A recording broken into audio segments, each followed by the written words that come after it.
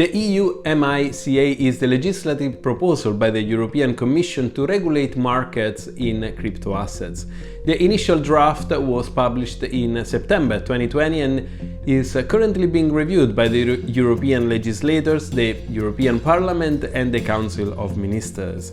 As it stands, the EU MiCA is expected to move into force towards Q2 2023. So today we are looking closer into this regulatory change that will affect the entire crypto asset sector across all EU member states. But before we dive into it, if you're finding valuable this video, make sure you subscribe to FinCrime Agent and press the thumb up. This will make it super easy for you to consume new videos when going live on my channel, and it will allow me to create more contents for you. Now, with the housekeeping done, let's jump right into today's video.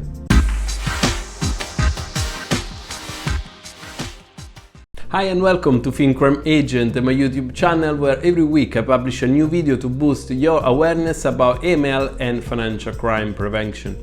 As I mentioned in the intro, today we can take a look at EU MiCA to see how this legislative proposal will impact crypto assets companies and service providers with business presence in the EU. So first thing first, let's start immediately by defining what crypto assets are. How are crypto assets defined? Well, in simple words, imagine values or rights but in a digital world. Well, that's exactly what crypto assets are, a digital version of values. And those assets can be transferred or stored digitally, of course. For that, a technology named distributed ledger is used.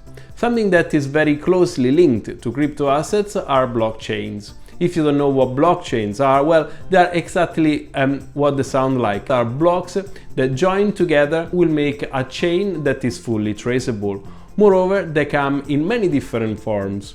Each form has different functions. A crypto asset can, for example, be used to provide access to a service and referred to as a utility token, but then can also be used to make payments easier and be referred as a payment token. Moreover, they can also be designed in a way that they are financial instruments. What is MiCA? Looking at the current financial regulations when it comes to crypto assets across European financial services, there is a huge gap. Due to that, there are various crypto assets that still don't fall under the scope of the European regulatory protection. In Europe, to bridge this gap, the most recent regulatory proposal is the market in crypto assets, which is also known as MiCA. So what exactly is MiCA? Well, Europe is proposing to create an innovation-friendly framework that will be intended to remove a high-level regulatory risks linked to the new technologies. Also, it will assure that the same approach is used all across the single market, and the proposal included tackling the risks linked to crypto assets, of course. In simple words, MiCA is a patchwork of all the EU regulations that currently exist for traditional financial sector combined together, and small changes are made to create a certain level of proportionality to deal with crypto assets more efficiently. MiCA specific requirements across crypto asset service providers.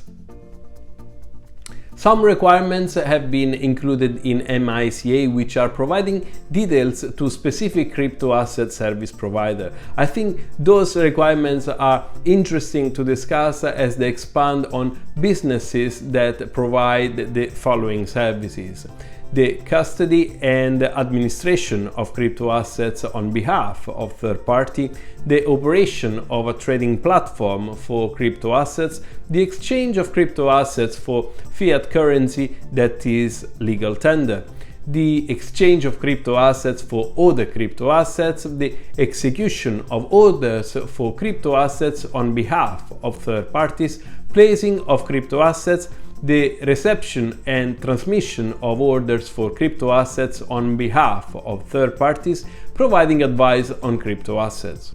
However, in this part 1 of my video, I'm only going to share a general updates about EU MiCA, so stay tuned as I'm going to publish part 2 to focus exclusively on those specific requirements that I just mentioned.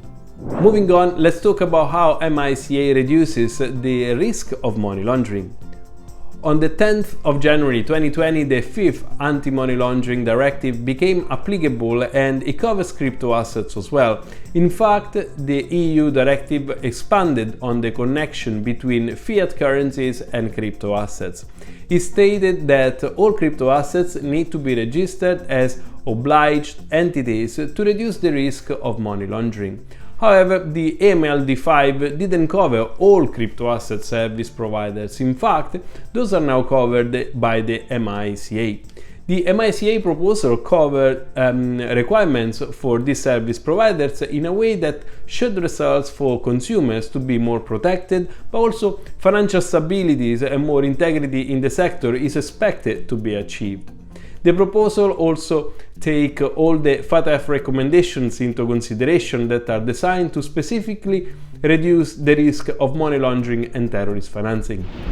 So what's your view on the new EU MiCA regulation? Is this going to be a game changer for crypto asset service providers? Do you think it is the first significant step to see crypto assets more widely spread across the public in Europe? Let me know what you think in the comment down below. How compliance to MiCA regulation will be assured by designated authorities? Now let's answer a question I'm sure a lot of you might be wondering. How will the designated authorities make sure that crypto asset service providers are acting in accordance with the MiCA regulation? Well, for that, of course, these providers will be completely supervised, and this supervision will be done by the authorities of the EU member state from where the provider is located. In the case that the providers are cross-border and the authorities divided, the respective member states will need to come up with one single point of contact.